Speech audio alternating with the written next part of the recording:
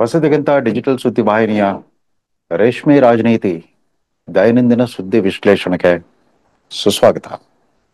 ಇದು ರಾಷ್ಟ್ರೀಯ ಅಲ್ಲ, ರಾಜಕೀಯ ಶಿಕ್ಷಣ ನೀತಿ. ಕಡೆಗೂ 1.25 ವರ್ಷದ ನಂತರ ಒಂದು ಪ್ರಯಾಸದ ಹೆರಿಗೆಯ ಮೂಲಕ ಹೊರಬಿದ್ದಿದೆ ರಾಜ್ಯ ಶಿಕ್ಷಣ ನೀತಿ. ಅಂದ್ರೆ ಇದು ಈಗ 5 ವರ್ಷಗಳ ಹಿಂದೆಯೇ, ಅಂದ್ರೆ 2020ರ ಜುಲೈ ಅಂತ್ಯದಲ್ಲಿ ಪ್ರಧಾನಮಂತ್ರಿ ನರೇಂದ್ರ ಮೋದಿಯವರು ಘೋಷಿಸಿದ್ದ ರಾಷ್ಟ್ರೀಯ ಶಿಕ್ಷಣ ನೀತಿಗೆ ಪರ್ಯಾಯವಾಗಿ ರೂಪಿಸಲಾದ ರಾಜ್ಯ ಶಿಕ್ಷಣ ನೀತಿ. ಅಂದ್ರೆ ರಾಷ್ಟ್ರೀಯ ಶಿಕ್ಷಣ ನೀತಿಯನ್ನ ಅನಾಮತ್ತಾಗಿ ಧಿಕ್ಕರಿಸಿ ತಮ್ಮದೇ ಆದ ಪ್ರತ್ಯೇಕ ರಾಜ್ಯ ಶಿಕ್ಷಣ ನೀತಿಯನ್ನು ರೂಪಿಸ್ಲಿಕ್ಕೆ ಹೊರಟ ಸಿದ್ದರಾಮಯ್ಯ ಸರ್ಕಾರ ಹೊರತಂದಿರುವ ರಾಜ್ಯ ಶಿಕ್ಷಣ ನೀತಿ. ಈ ನೀತಿ ನಿರೂಪಣೆಗೋಸ್ಕರ ನೇಮಿಸಲಾಗಿದ್ದ ತಜ್ಞರ ಸಮಿತಿಗೆ ರಾಜ್ಯದ ಯಾವುದೇ ಹೆಸರಾಂತ ಶಿಕ್ಷಣ ತಜ್ಞರು ಸಿಕ್ಕಿರಲಿಲ್ಲ. ಅದರಿಂದ ನೆರೆಯ ಮಹಾರಾಷ್ಟ್ರ ರಾಜ್ಯದ ಪ್ರೊಫೆಸರ್ ತೋರತ್ ಅವರನ್ನ, ಸುಖದೇವ್ ತೋರತ್, UGCಯ ಮಾಜಿ ಅಧ್ಯಕ್ಷ ಪ್ರೊಫೆಸರ್ ಸುಖದೇವ್ ತೋರತ್ ಅಧ್ಯಕ್ಷತೆಯ ಸಮಿತಿ ಇದೀಗ ನಿನ್ನೆ ತನ್ನ ವರದಿಯನ್ನು ಒಪ್ಪಿಸಿದೆ.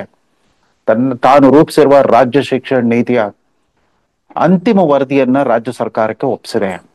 ಇವತ್ತು ಈ ವರದಿ ಇನ್ನು ಅಧಿಕೃತವಾಗಿ ಪ್ರಕಟವಾಗದೇ ಇದ್ರು ಕೂಡ ಅದರ ಮುಖ್ಯಾಂಶಗಳೆಲ್ಲ ದಿನಪತ್ರಿಕೆಯಲ್ಲಿ ಕಾಣಿಸ್ಕೊಂಡಿರೋದ್ರಿಂದ ಮೊದಲ ಪ್ರತಿಕ್ರಿಯೆಯನ್ನು ನೀಡಲೇಬೇಕಾಗಿ ಬಂದಿದೆ. ಅಂದಹಾಗೆ ಪ್ರಧಾನಿ ನರೇಂದ್ರ ಮೋದಿಯವರ ವಿರುದ್ಧದ ರಾಜಕೀಯ ದ್ವೇಷ, ತಾತ್ಸಾರ ಮತ್ತು ವೈಮನಸ್ಸಿನಿಂದಾಗಿ ಸುಮ್ಮನೆ ಒಂದು ರಾಜಕೀಯ ಪ್ರತಿಷ್ಠೆಗೋಸ್ಕರ ರಾಷ್ಟ್ರೀಯ ಶಿಕ್ಷಣ ನೀತಿಯನ್ನ ಧಿಕ್ಕರಿಸೋದ್ರ ಮೂಲಕ ಸಿದ್ದರಾಮಯ್ಯ ಸರ್ಕಾರ ಅವತ್ತು 2023ರ ಆರಂಭಿಕ ಹಂತದಲ್ಲೇ ಸ್ವಾತಂತ್ರ್ಯ ಬಂದಾಗಿನಿಂದ ಇದುವರೆಗೂ ಕೂಡ ತಮ್ಮದೇ ರಾಷ್ಟ್ರೀಯ ಕಾಂಗ್ರೆಸ್ ಪಕ್ಷ ಪಾಲಿಸಿಕೊಂಡು ಬರಲಾದ ಒಂದು ಆದರ್ಶ ಮಾದರಿಯನ್ನೇ ಧಿಕ್ಕರಿಸಿತ್ತು. ಅಂದ್ರೆ ಭಾರತದ ಪ್ರಪ್ರಥಮ ಪ್ರಧಾನಿ ಪಂಡಿತ್ ಜವಾಹರ್ಲಾಲ್ ನೆಹರು ಕಾಲದ ಶಿಕ್ಷಣ ನೀತಿ, 1968ರಲ್ಲಿ ಅನುಷ್ಠಾನಗೊಂಡ ಶ್ರೀಮತಿ ಇಂದಿರಾ ಗಾಂಧಿಯವರ ಕಾಲದ ರಾಷ್ಟ್ರೀಯ ಶಿಕ್ಷಣ ನೀತಿ, ತದನಂತರ 1986ರಲ್ಲಿ ಅಂದ್ರೆ ಕಂಪ್ಯೂಟರ್ ಯುಗ ಆರಂಭವಾದ ಮೇಲೆ ಪ್ರಧಾನಿ ರಾಜೀವ್ ಗಾಂಧಿ ಅವರು ಅನುಷ್ಠಾನಗೊಳಿಸಿದ ರಾಷ್ಟ್ರೀಯ ಶಿಕ್ಷಣ ನೀತಿ. ಈ ರಾಷ್ಟ್ರೀಯ ಶಿಕ್ಷಣ ನೀತಿ ಅನ್ನೋ ಒಂದು ಪರಂಪರೆಯನ್ನೇ ಧಿಕ್ಕರಿಸುವ ರೀತಿಯಲ್ಲಿ ನರೇಂದ್ರ ಮೋದಿ ಸರ್ಕಾರದ ರಾಷ್ಟ್ರೀಯ ಶಿಕ್ಷಣ ನೀತಿಯನ್ನು ತಿರಸ್ಕರಿಸಿತ್ತು ಸಿದ್ದರಾಮಯ್ಯ ಸರ್ಕಾರ. ಇದಕ್ಕೆ ಯಾವುದೇ ತರದ ಶೈಕ್ಷಣಿಕ ಕಾರಣಗಳನ್ನು ಕೊಟ್ಟಿರಲಿಲ್ಲ, ವೈಚಾರಿಕ ನಿರೂಪಣೆಯನ್ನು ಯಾರು ಕೊಟ್ಟಿರಲಿಲ್ಲ. ಸುಮ್ಮನೆ ತಮ್ಮ ಮೊದಲ ಬಜೆಟ್ ನಲ್ಲೇ ನಾವು ರಾಷ್ಟ್ರೀಯ ಶಿಕ್ಷಣ ನೀತಿಯನ್ನು ಧಿಕ್ಕರಿಸ್ತೇವೆ, ನಮ್ಮದೇ ಆದ ರಾಜ್ಯ ಶಿಕ್ಷಣ ನೀತಿಯನ್ನು ತರ್ತೇವೆ ಅಂತ ಹೊರಟಿದ್ರು. ಈ ರಾಷ್ಟ್ರೀಯ ಶಿಕ್ಷಣ ನೀತಿಯ ಮುಖ್ಯ ಅಂಶಗಳು ಯಾವುದಿತ್ತು ಅಂತಂದ್ರೆ, ಇದುವರೆಗೂ ಕೇವಲ ಖಾಸಗಿ ಕಾನ್ವೆಂಟ್ಗಳ ಪಾಲಾಗಿದ್ದ ಪೂರ್ವ ಪ್ರಾಥಮಿಕ ಶಿಕ್ಷಣವನ್ನ ಸರ್ಕಾರವೇ ವಹಿಸಿಕೊಳ್ಳೋದು, ಬಡವರ ಮಕ್ಕಳನ್ನ ಅಂಗನವಾಡಿ ಅನ್ನೋ ಅನಾರೋಗ್ಯಕರ ಮತ್ತು ಅತ್ಯಂತ ದಯನೀಯ ಸ್ಥಿತಿಯಲ್ಲಿ ನಡೆಸಲಾಗುವ ಪೂರ್ವ ಪ್ರಾಥಮಿಕ ಶಿಕ್ಷಣ ಶಾಲೆಗಳ ಸುಪರ್ದಿಗೆ ಒಪ್ಪಿಸಿದ್ದ ವ್ಯವಸ್ಥೆಯನ್ನ ಬದಲಾಯಿಸಬೇಕನ್ನೋ ಒಂದು ಕ್ರಾಂತಿಕಾರಕ ಉದ್ದೇಶವಿತ್ತು.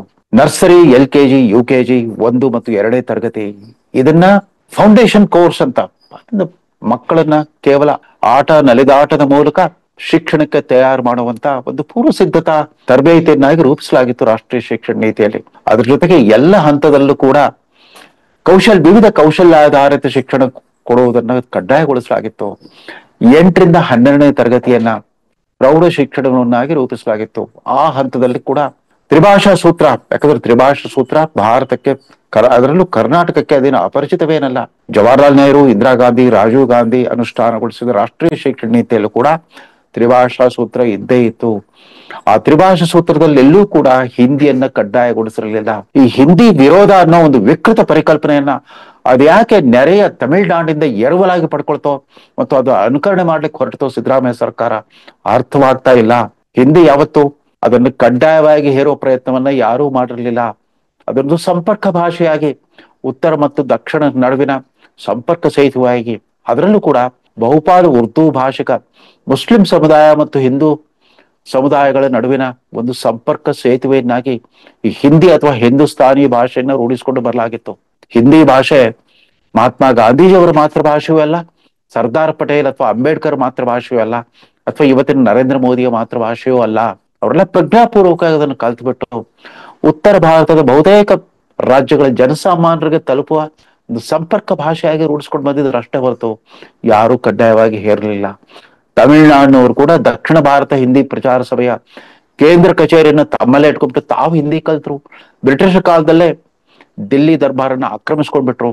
ಅಲ್ಲಿನ ನಾಗರಿಕ ಸೇವೆ, railway, banking, post and telegraph ಇತ್ಯಾದಿ ಸೇವೆಗಳಲ್ಲೆಲ್ಲ ಅವರು ಆವರಿಸ್ಕೊಂಡ್ಬಿಟ್ರು. ಅದಷ್ಟೇ ಅಲ್ಲ, ಅಂದಿನ ವಿಭಜನೆ ಪೂರ್ವ ಕಾಶ್ಮೀರ್ ರಾಜ್ಯದ ರಾಜ ಹರಿ ಸಿಂಗ್ ಅವರ ದರ್ಬಾರ್ನಲ್ಲಿ ಪ್ರಧಾನಮಂತ್ರಿ ಆಗಿದ್ದವರು ಗೋಪಾಲ್ ಸ್ವಾಮಿ ಅಯ್ಯಂಗಾರ್, ತಮಿಳುನಾಡು ಮೂಲದ ತಜ್ಞರು. ಅವರು ಕೂಡ ಅವರೇ ಆರ್ಟಿಕಲ್ 370ಯ ಕಾರಣೀಭೂತರು ಆಗಿದ್ರು. ಈ ರೀತಿ ತಮಿಳುನಾಡಿನ ವಿದ್ಯಾವಂತ ಮಧ್ಯಮ ವರ್ಗ ತಮ್ಮದೇ ಆದ ರೀತಿಯಲ್ಲಿ ಅನೇಕ ಭಾಷೆಯನ್ನು ಕಲಿತು ಬರೀ ರಾಷ್ಟ್ರದ ಎಲ್ಲ ರಾಜ್ಯಗಳನ್ನ ಅಷ್ಟೇ ಅಲ್ಲ, ಹೊರ ದೇಶಗಳಲ್ಲೂ ಕೂಡ ತಮಿಳುನಾಡಿನ ಪ್ರತಿಭಾಶಾಲಿ ಸಾಧಕರುಗಳ ಹೆಸರುಗಳನ್ನ ನಾವು ಮತ್ತೆ ಪುನರುಚ್ಚಾರ ಮಾಡ್ಬೇಕಾಗಿಲ್ಲ. ಈಗಾಗಲೇ ಹೊಸ ದಿಗಂತದ ಇದೇ ಕಾರ್ಯಕ್ರಮದಲ್ಲಿ ಅವನ್ನೆಲ್ಲ ಮೆಲುಕು ಹಾಕಿದ್ದೇವೆ. ಸಿದ್ದರಾಮಯ್ಯ ಸರ್ಕಾರಕ್ಕೆ ಅದು ಯಾವ ಹೊಟ್ಟೆ ಉರಿ ಇತ್ತೋ ಏನೋ, ಇವತ್ತು ಅವರು ಪ್ರಕಟಿಸಿರೋ ಹೊಸ ಶಿಕ್ಷಣ ನೀತಿಯಲ್ಲಿ ರಾಷ್ಟ್ರೀಯ ಶಿಕ್ಷಣ ನೀತಿಗಿಂತ ಭಿನ್ನವಾದ ಯಾವುದೇ ಚೌಕಟ್ಟು ಇಲ್ವೇ ಇಲ್ಲ. ಅದನ್ನೇ ಚೂರುಪಾರು ಮಾರ್ಪಾಡುಗಳೊಂದಿಗೆ ಜಾರಿಗೆ ತಂದಿದ್ದಾರೆ. ಅಲ್ಲಿ 3 ವರ್ಷಗಳ ಪೂರ್ವ ಪ್ರಾಥಮಿಕ ಶಿಕ್ಷಣ ಬದಲು 2 ವರ್ಷದ ಪೂರ್ವ ಪ್ರಾಥಮಿಕ ಶಿಕ್ಷಣ ಅಂತ ಹೇಳಿದ್ದಾರೆ. ಅಲ್ಲದೆ ಅಲ್ಲಿ 4 ವರ್ಷಗಳ ಪದವಿ ಶಿಕ್ಷಣ, ತದನಂತರ 2 ವರ್ಷಗಳ ಸ್ನಾತಕೋತ್ತರ ಅಥವಾ 4ನೇ ವರ್ಷದ ಪದವಿ, ಅದನ್ನ ಆನರ್ಸ್ ತರಗತಿಯನ್ನ ಥೀಸಿಸ್ ಆಧರಿಸಿ ಪೂರ್ಣಗೊಳಿಸಿದ್ರೆ ಅವರು ನೇರವಾಗಿ PhD ಹೋಗುವ ಅವಕಾಶ ಇತ್ತು. ಅದಷ್ಟೇ ಅಲ್ಲ, ಅಲ್ಲಿ ಅಂತರ್ಶಿಸ್ತೀಯ ಕಲಿಕೆಗೆ ಅವಕಾಶ ಇತ್ತು.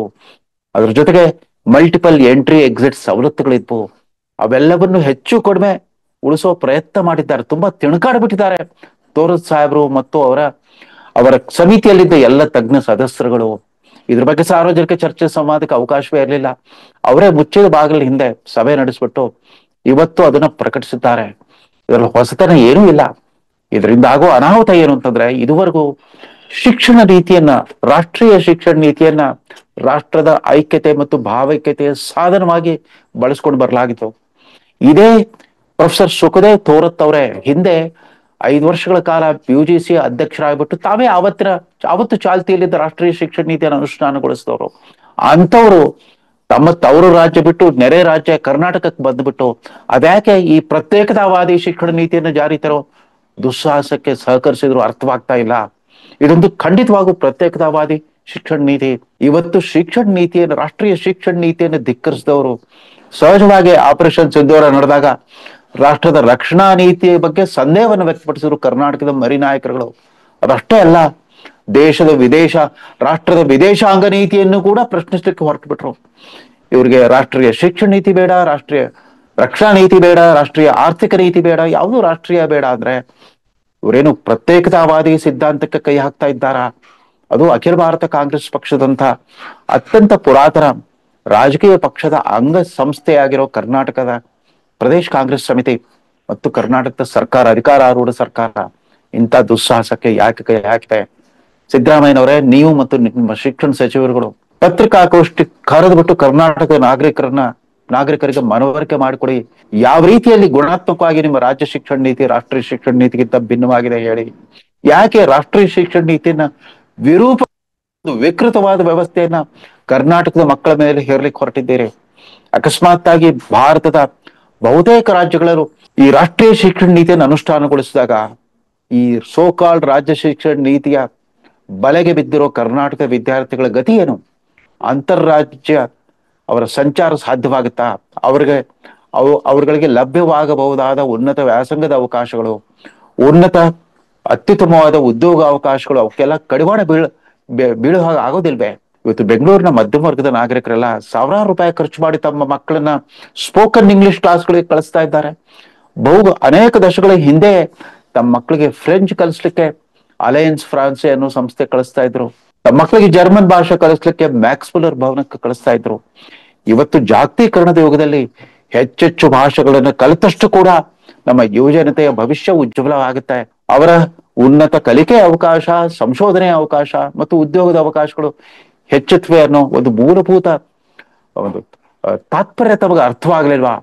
ಯಾಕೆ ಸುಮ್ಮನೆ ರಾಜಕೀಯ ಒಣ ಪ್ರತಿಷ್ಠೆಗಾಗಿ ರಾಷ್ಟ್ರೀಯ ಶಿಕ್ಷಣ ನೀತಿಯನ್ನು ತಿರಸ್ಕರಿಸಿದ್ರಿ? ಇದೊಂದು ವಿರೂಪಗೊಳಿಸಿದ ಮಾದರಿಯನ್ನೇ ಇದೊಂದು ರಾಜ್ಯ ಶಿಕ್ಷಣ ನೀತಿ ಅಂತ ಬಿಂಬಿಸ್ತಾ ಇದ್ದೀರಿ.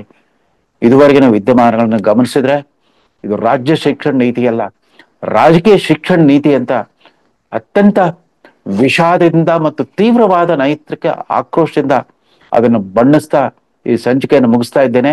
ಇದರ ವಿವರಗಳ ಬಗ್ಗೆ ಮುಂಬರುವ ಸಂಚಿಕೆಗಳಲ್ಲಿ ನಾವು ಚರ್ಚೆಯನ್ನ ಮುಂದುವರಿಸ್ತಾ ಹೋಗ್ಬೋದು ಅಂತ ಹೇಳ್ತಾ ವಿದಾಯ ಕೇಳ್ತಾ ಇದ್ದಾರೆ. ನಮಸ್ಕಾರ.